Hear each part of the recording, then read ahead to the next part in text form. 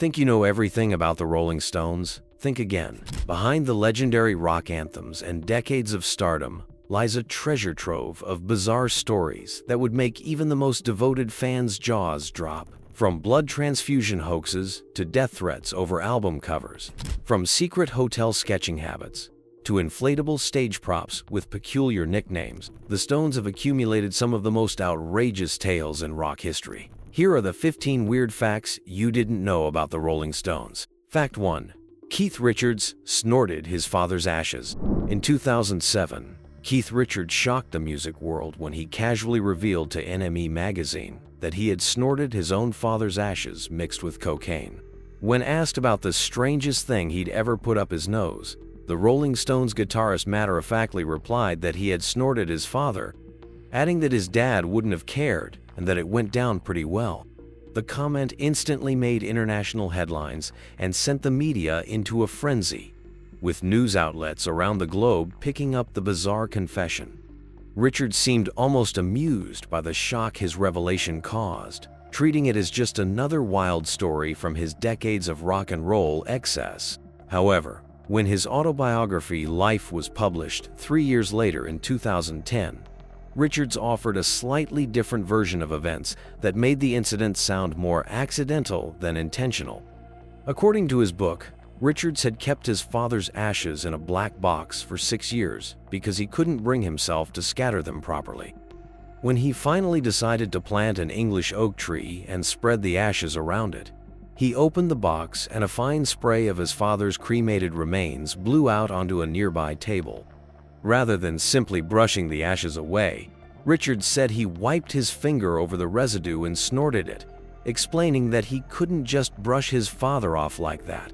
Whether the incident was planned or accidental, it perfectly captured Richards' reputation for doing the unthinkable and surviving experiences that would have destroyed most people. The story became part of rock folklore, cementing Richards' status as someone who had literally done everything possible in the world of excess. Even by the standards of a man who had survived decades of hard drugs, electrocution on stage, and falling out of coconut trees, snorting his father's ashes stood out as uniquely shocking. Fact 2. Bill Wyman designed his own metal detector. After leaving the Rolling Stones in 1993, bassist Bill Wyman discovered a passion for archaeology and metal detecting that became so intense he actually designed and marketed his own metal detector. The Bill Wyman signature metal detector was produced in partnership with C-Scope, a well-known detector manufacturer, and sold for around $185 plus shipping and handling. Wyman threw himself into promoting his metal detecting hobby with the same dedication he once brought to cataloging everything during his time with the Stones. He created an entire website devoted to metal detecting, complete with background information about the detector itself, links to teach budding treasure hunters about the hobby, and behind-the-scenes glimpses of his own detecting adventures. The website proudly declared that potential buyers could come and join Bill Wyman in the greatest hobby on planet Earth, and claimed his detector was far and away the best machine for starting out in the hobby, thanks to Bill's years of detecting experience, plus top technology from the best-known name in metal detecting. Wyman genuinely believed in the educational value of metal detecting, describing it as probably the best and most enjoyable way of learning about history rather than just a hobby for eccentrics. His detector was specifically designed to be lightweight, easy to use, and affordable while still maintaining significant performance levels, making it ideal for newcomers to treasure hunting of all ages. The device featured the latest developments in location technology and included a special beach setting, along with a dual-tone facility that separated targets into good and bad categories. Through his metal detecting pursuits, Wyman has discovered numerous historical artifacts over the years, including Roman locks, 17th century seals, Bronze Age swords, and various other ancient treasures. He has even put some of his finds on public display and written a book called Bill Wyman's Treasure Islands about his archaeological adventures, proving that his interest goes far beyond casual hobby collecting. Fact 3. Charlie Watts wore King Edward VIII's suits. Charlie Watts, the Rolling Stones drummer, known for his impeccable fashion sense, owned and regularly wore several vintage suits that once belonged to King Edward VIII, who abdicated the British throne in 1936 to marry American socialite Wallis Simpson. Watts purchased these royal garments at a Sotheby's auction in Paris, adding them to his already impressive collection of several hundred suits and countless pairs of shoes. According to sources close to the drummer, Watts initially tried on the jackets with a friend, but when they didn't fit his companion, Watts decided to buy them for himself, since they were a perfect match for his smaller frame. The suits became some of his most prized possessions, and he wasn't shy about wearing them to high-profile band events and photo shoots throughout his career with the Stones. One of the most documented examples occurred in 1996, when Watts modeled a gray plaid checkered suit that Edward had originally worn in the 1960s, posing for a publicity photograph that showcased both the suit's royal history and Watts's distinctive style. He also famously wore Edward's salmon-colored suit jacket in 2002 when the Rolling Stones announced one of their major tours, the same pink piece that the former king had been photographed wearing back in 1951. Watts' passion for high-quality menswear was well established throughout his lifetime, with both the Daily Telegraph and Vanity Fair recognizing his exceptional dress sense by naming him to their best-dressed lists. His longtime stylist and friend William Gilchrist described how Watts would spend equal amounts of time discussing fabrics and finishings with his tailor, showing genuine pleasure as he examined swatches and considered different materials. The fact that he chose to add royal wardrobe pieces to his collection demonstrated both his appreciation for historical fashion and his confidence in making bold style choices that perfectly suited his refined persona as the gentleman of rock and roll. Fact 4. They performed with Tired Grandfather. During the Rolling Stones Tour of the Americas in 1975, the band incorporated a giant inflatable penis into their stage show that became one of the most controversial props in rock history. The band nicknamed this unusual stage element Tired Grandfather because of its frequent technical malfunctions and general inability to stay properly inflated during performances.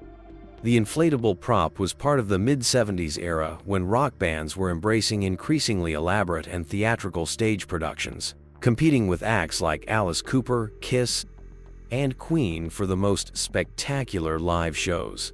The Stones' version featured a lotus flower-shaped stage designed by Charlie Watts that would slowly open during their performance, along with other theatrical elements including confetti-shooting dragons and trapeze ropes for Mick Jagger to swing on. During the song Star Star, the giant inflatable would emerge through the center of the stage and wave wildly in the air, while Jagger would climb on and ride it like a mechanical bull. On some occasions, he would attack the prop until it deflated back into the stage, creating a bizarre spectacle that audiences either loved or found deeply offensive. At some shows, the prop was even transformed into a giant middle finger complete with nail and knuckle markings, adding another layer of provocation to an already controversial tour. The prop wasn't welcome everywhere the band performed, and several venues threatened to shut down concerts if it appeared. In San Antonio, a judge specifically told the Stones' management that the show would be canceled if they used the inflatable, so they decided to skip it for that particular performance. Memphis police also warned the band they would face arrest if the prop made an appearance. Though since that was an outdoor show at Memphis Memorial Stadium, and they typically only use the inflatable at indoor arena concerts, it didn't become an issue. The prop remained a regular feature at most other indoor venues throughout the tour, cementing its place in rock and roll folklore. Fact 5. Thousands of butterflies died at Brian Jones Memorial. At the Rolling Stones' legendary Hyde Park concert on July 5, 1969, what was meant to be a beautiful tribute to their recently deceased founding member Brian Jones turned into an accidental butterfly massacre. The band had planned to release 3,500 white butterflies after Mick Jagger read a Percy Shelley poem in Jones's memory. But the reality was far more grim than the poetic gesture they intended. The butterflies were specially bred at a farm in the West Country and transported overnight by train to London's Paddington Station in cardboard boxes.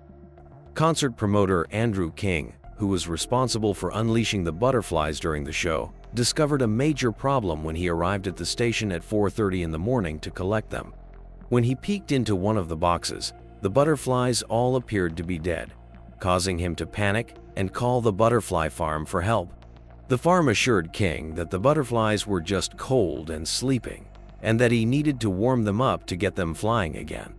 This led to a frantic backstage operation where King and his crew tried to revive the butterflies using only 2 tiny electric heaters that students typically use to warm cans of baked beans. The situation became even more chaotic when they started stacking the butterfly boxes on the heaters, and one of them caught fire, creating what King later described as a real palaver. Despite their efforts to warm up the butterflies, many had already suffocated from lack of air during their overnight journey in the sealed cardboard containers.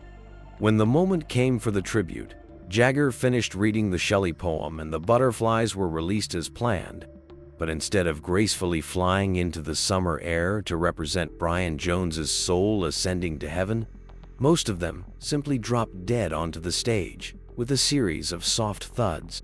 Charlie Watts later recalled that while the butterflies looked impressive from the audience's perspective, being near them revealed an awful lot of casualties, comparing the scene to the Battle of the Somme before the butterflies even got off the ground. Fact 6. Bill Wyman cataloged every sexual encounter. Bill Wyman's obsession with record-keeping went far beyond documenting the Rolling Stones tours and concerts, extending into the most intimate details of his personal life during the band's heyday. The bassist, who had kept detailed diaries since childhood, meticulously recorded every sexual encounter he had while traveling with the band, writing down the names of women he slept with along with dates, locations, and other personal statistics that he tracked with the precision of a research scientist. Wyman once stated that he felt like he was born to be a librarian because of his compulsive need to catalog everything in his life, and this organizational obsession became legendary among his bandmates and crew members. His record-keeping habits were so thorough that he used these detailed notes years later when writing his autobiography, Stone Alone, in 1990, and his comprehensive band history, Rolling with the Stones. In 2002, drawing from what he described as either reams of diaries or marvelous powers of recall that remained unaffected by decades spent in a hard-partying rock band.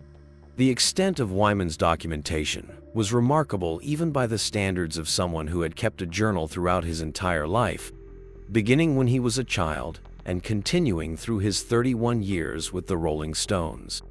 His massive personal archive included not just sexual statistics, but also rare photographs, letters, press clippings, tour posters, record sleeves, and copious historical data that later proved invaluable for chronicling the band's complete history from the inside. This meticulous approach to documentation made Wyman an invaluable resource for Rolling Stones historians and biographers, as his records provided accurate dates, locations, and details that other band members often couldn't remember due to their own excessive lifestyles. While his bandmates were living in the moment and often too intoxicated to remember specific details, Wyman was quietly maintaining what became one of the most comprehensive archives of rock and roll history ever assembled by a band member, covering everything from professional milestones to the most private aspects of life on the road with one of the world's biggest rock bands. Fact 7. Keith Richards slept only 2 nights per week.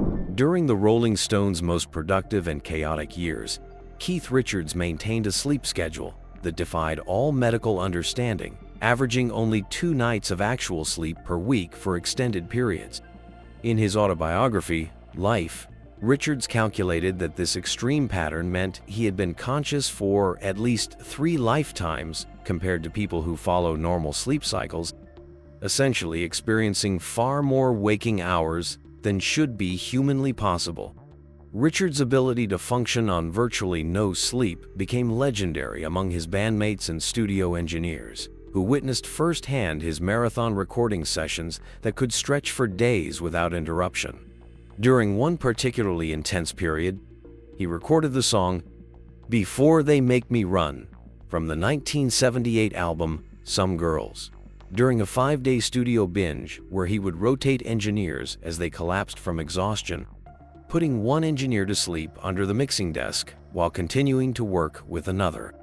The guitarist's personal record for staying awake was even more extreme than his weekly average, as he once bragged about going 9 consecutive days without a single moment of sleep. He described the experience of finally succumbing to exhaustion in vivid detail, explaining how he fell asleep while standing up in his recording studio, simply turning around to put a cassette back on a shelf.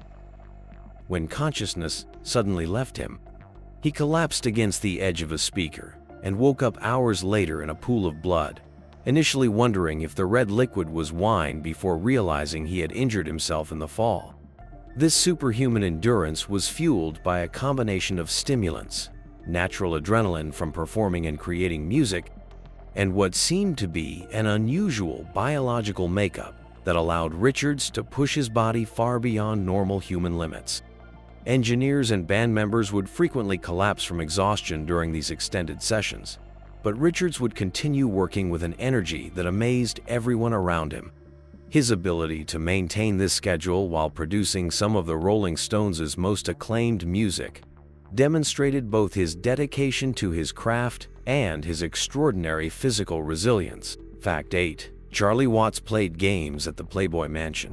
When the Rolling Stones visited Hugh Hefner's legendary Playboy Mansion during their 1972 American tour, Charlie Watts chose to spend his entire time there playing billiards and other games in Hefner's game room, rather than participating in the hedonistic activities the mansion was famous for. This behavior perfectly exemplified Watts's reputation as the gentleman of the Rolling Stones, someone who consistently refused to engage in the typical rock star excesses that surrounded him. The visit to the Playboy Mansion was documented in Robert Greenfield's book about the tour, which noted that while his bandmates took full advantage of what the mansion had to offer, Watts remained completely focused on the recreational activities available in Hefner's well-appointed game room. This decision wasn't surprising to anyone who knew Watts personally, as he had always maintained strict personal boundaries despite being part of one of the most notorious rock bands in the world. Throughout his entire career with the Rolling Stones, Watts consistently refused sexual offers from groupies on the road, remaining faithful to his wife Shirley Ann Shepherd, whom he married in 1964. His loyalty to Shirley was so well known that it became part of his legend within the music industry, setting him apart from the stereotypical behavior expected of rock musicians during the height of the band's fame. Watts later reflected on his approach to the rock star lifestyle, remarking that he had never filled the stereotype of the rock star, and joking that back in the 1970s, he and Bill Wyman had decided to grow beards, but the effort left them both completely exhausted. This comment perfectly captured his understated personality and his preference for simple pleasures over the elaborate indulgences that characterized the lives of his more flamboyant bandmates. Even at the symbolic world capital of 1970s hedonism, Watts remained true to his character as a devoted husband and gentleman who preferred quiet entertainment to wild parties. Fact 9. They were replaced by monkeys in Texas. During the Rolling Stones' first trip to San Antonio, Texas in 1964, the band suffered one of the most humiliating defeats in rock history when they were literally booed off stage and replaced by a group of performing monkeys who received multiple encores from the enthusiastic crowd. The concert was part of a state fair bill that also featured Bobby Vee and George Jones, which should have been a clear warning that the ultra-conservative Texas audience might not appreciate the long-haired British rockers. According to multiple reports, most notably from Daily Mirror journalist Jack Hutton, the local singers were cheered wildly while a tumbling act and the trained monkeys were recalled to the stage for encores, but the Rolling Stones were met with nothing but boos and jeers from the unimpressed crowd.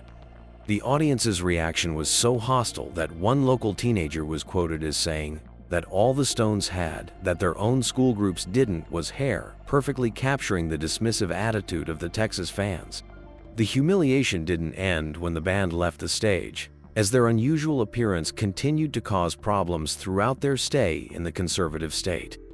Bill Wyman later recalled a particularly embarrassing incident that occurred while the band was sunbathing around their hotel pool in 95-degree weather, when a young waiter serving them drinks mentioned that a guest had complained to the hotel management about girls swimming and sunbathing topless at the pool, not realizing that the long-haired figures were actually male musicians.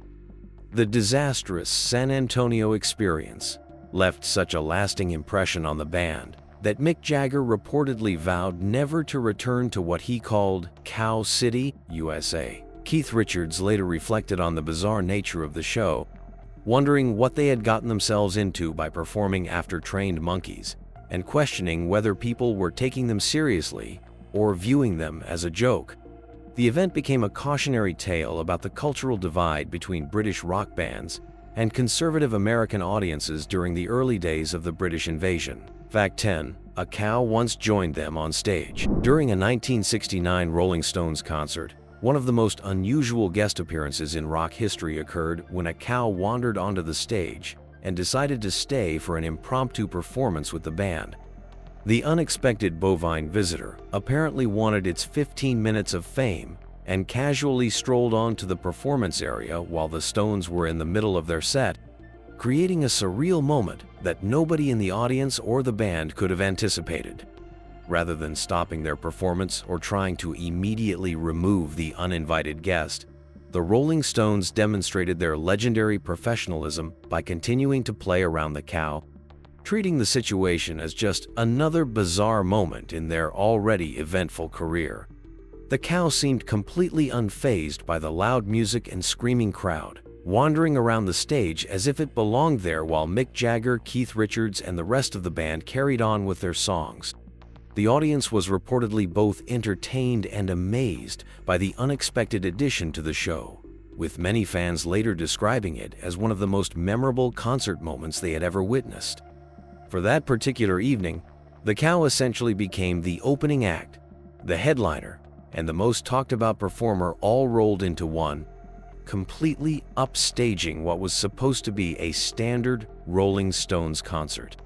This incident perfectly captured the unpredictable nature of live rock performances during the late 1960s, when anything could happen and audiences expected the unexpected from their favorite bands. The fact that the Rolling Stones managed to maintain their composure and continue performing while sharing the stage with livestock demonstrated both their experience as live performers and their ability to adapt to even the most unusual circumstances. The cow's brief musical career became part of Rolling Stones folklore, representing the kind of spontaneous, unscripted moment that could only happen during live performances in an era when rock concerts were becoming increasingly elaborate spectacles. While the band had incorporated many planned theatrical elements into their shows over the years, nothing they could have scripted would have been as memorable as this completely random farmyard collaboration. Fact 11. Keith Richards was once electrocuted unconscious. In 1965, during a Rolling Stones concert in Sacramento, Keith Richards nearly died on stage when he was electrocuted and knocked unconscious in what became one of his earliest brushes with death. The dangerous incident occurred when Richards stepped up to a microphone to provide backup vocals during the song "The Last Time," and noticed that the microphone was facing the wrong direction, prompting him to make a split-second decision that almost cost him his life. Without thinking about the potential consequences, Richards decided to knock the microphone into the correct position using the neck of his guitar, a move that proved to be extremely hazardous due to faulty electrical equipment. The moment his guitar made contact with the microphone, a massive electrical shock surged through his body with enough force to instantly knock him unconscious and send him crashing to the stage floor in front of thousands of horrified fans. The electrical current was so powerful that it burned through his guitar strings, destroying them completely and demonstrating just how close Richards came to being seriously injured or killed by the incident. The shock could have easily stopped his heart or caused permanent damage, especially considering the often substandard electrical safety standards at concert venues during the mid-1960s, when proper grounding and safety protocols were frequently overlooked. This terrifying experience marked the beginning of what would become a legendary pattern of Richards surviving seemingly impossible situations throughout his career, earning him a reputation as someone who could cheat death repeatedly and continue performing as if nothing had happened. The fact that he recovered from such a serious electrical shock and went on to perform for decades afterward became part of the Keith Richards mythology that portrayed him as virtually indestructible. The incident also highlighted the dangerous conditions that rock musicians often faced during the early days of arena concerts, when safety equipment was primitive and electrical systems were frequently inadequate for the demands of amplified music performances, making every show a potential risk for both performers and audiences. Fact 12. Their manager locked them in a kitchen. The Rolling Stones might never have become songwriters if their manager Andrew Loog Oldham hadn't literally locked Mick Jagger and Keith Richards in a kitchen and refused to let them out until they wrote their first original composition. This desperate measure came about because the band was running out of good cover songs to perform, and Oldham recognized that they needed to start creating their own material if they wanted to achieve long-term success in the music industry. Initially, Jagger and Richards were extremely reluctant to try writing songs, preferring to stick with performing blues and rhythm and blues covers that they felt more comfortable with as musicians. When Oldham's attempts to persuade them through normal conversation failed to produce any results, he decided to take drastic action by physically confining the two band members in a kitchen and making it clear that they wouldn't be released until they had successfully written an original song. The unconventional songwriting session that followed this forced imprisonment resulted in "Tell Me You're Coming Back," which became a significant milestone for the Rolling Stones as it appeared on their self-titled debut album and marked the beginning of what would become one of the most successful songwriting partnerships in rock history. The song proved that Jagger and Richards had the creative ability to write their own material, even though they had initially been hesitant to attempt it. This kitchen confinement strategy demonstrated Oldham's understanding that sometimes creative people need external pressure to push them beyond their comfort zones and discover talents they didn't know they possessed. Without this forced collaboration, the Jagger and Richards songwriting partnership might never have developed, potentially changing the entire trajectory of the Rolling Stones' career and depriving the world of classics like Satisfaction, Paint It Black, and countless other songs that defined rock music. The success of Tell Me You're Coming Back gave Jagger and Richards the confidence to continue writing original material, eventually leading them to become the primary creative force behind the Rolling Stones and establishing them as one of the most prolific songwriting teams in popular music history. Fact 13. They had an FBI plant as their drug dealer. Throughout the 1960s and 70s, the Rolling Stones kept a group of highly skilled drug suppliers in their entourage, but one of their most trusted sources turned out to be working for law enforcement agencies in a complex international operation. The man known as Acid King Dave had earned his nickname and the band's complete confidence by consistently providing them with high-quality LSD, becoming an accepted member of their inner circle who seemed to genuinely care about the band's well-being and musical creativity. What the Rolling Stones didn't realize was that Acid King Dave was actually an undercover agent working in a joint operation between the FBI and British intelligence service MI5, specifically planted to gather evidence against the band and set them up for major drug arrests. This elaborate sting operation demonstrated how seriously both American and British authorities took the perceived threat that rock musicians posed to social order during the counterculture movement of the late 60s. The revelation that their trusted drug supplier had been systematically betraying them for years came as a shock to the band members, who had welcomed Dave into their private world and treated him as a friend rather than just a business contact. His ability to provide particularly mellow and reliable acid had made him invaluable to the group during a period when they were experimenting heavily with psychedelic drugs as part of their creative process and personal exploration. The success of this undercover operation led to several significant drug busts that could have destroyed the Rolling Stones' career, including raids on Keith Richards' country estate and other locations where the band gathered. The fact that law enforcement agencies were willing to invest the time and resources necessary to place a long-term undercover agent within the band's inner circle showed how much attention the Stones were receiving from authorities who viewed their influence on young people as dangerous to society. This betrayal by someone they had trusted implicitly became part of the Rolling Stones' legendary persecution by establishment forces, reinforcing their image as rebels fighting against an oppressive system that was determined to silence their message and destroy their influence on popular culture. Fact 14. Keith Richards invented his own blood transfusion rumor. One of the most persistent and widely believed stories about Keith Richards is that he underwent a complete blood transfusion in Switzerland to cleanse his system of heroin and overcome his addiction. But this dramatic medical procedure never actually happened because Richards invented the entire story himself as an elaborate joke. The rumor became so deeply embedded in rock folklore that fans, journalists, and even medical professionals would reference it as an example of the extreme lengths that wealthy rock stars would go to in order to continue their destructive lifestyles.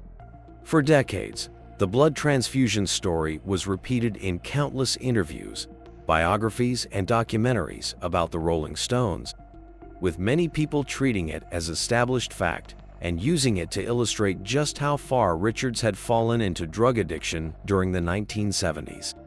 The tale seemed perfectly believable given Richards' reputation for surviving impossible situations and his willingness to try unconventional solutions to his problems, making it easy for people to accept that he would have pursued such a drastic medical intervention.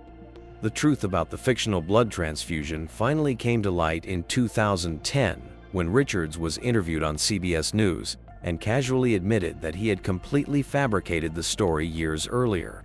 He revealed that he had started the rumor himself, apparently finding it amusing that people would believe such an outrageous claim about his recovery methods, and had watched with entertainment as the story took on a life of its own and spread throughout the music world. This revelation demonstrated Richards' mischievous sense of humor and his enjoyment of his own mythology, showing that he was perfectly willing to contribute false information to his own legend if it made for a good story. The fact that he managed to fool the entire music industry, medical community, and general public for so many years with a completely made-up medical procedure proved that his reputation for extreme behavior was so well established that even the most ridiculous claims about him seemed credible to most people. Fact 15. Bill Wyman was hired only for his amplifier. When Bill Wyman auditioned for the Rolling Stones in December 1962, the band members later admitted that they gave him the bass player position not because of his musical abilities, but simply because he owned his own amplifier and other equipment that they desperately needed to perform. This brutally honest revelation came years later when the band was reflecting on their early days and the practical considerations that influenced their decision-making during their formation period. The Rolling Stones were struggling financially in their early years and couldn't afford to buy proper amplification equipment for their performances, making Wyman's personal gear incredibly valuable to the fledgling band. When drummer Tony Chapman told Wyman that a rhythm and blues group called the Rolling Stones needed a bass player, Wyman showed up to his audition at a pub in Chelsea on December 7th with not only his bass guitar but also his own amplifiers, including a Vox AC30 that he had modified himself. The band was immediately impressed by Wyman's equipment setup rather than his playing, as they had been searching for someone who could solve their amplification problems while also filling the bass player role. At the time, most young musicians couldn't afford their own professional quality amplifiers, so finding someone who owned the necessary gear was like discovering a treasure that would allow them to perform at the volume levels required for rock and roll music. This practical approach to band membership reflected the reality of being a startup rock group in early 1960s London, when financial constraints often determined artistic decisions and bands had to prioritize equipment access over pure musical talent. Wyman himself seemed to understand that his gear was a major factor in his selection, and he never appeared to take offense at the band's honest assessment of why they chose him over other potential bass players. The fact that Wyman went on to play bass on 19 Rolling Stones studio albums and remained with the band for 31 years proved that the decision worked out well for everyone involved, even though it began with such unromantic and purely practical motivations rather than any recognition of his musical potential.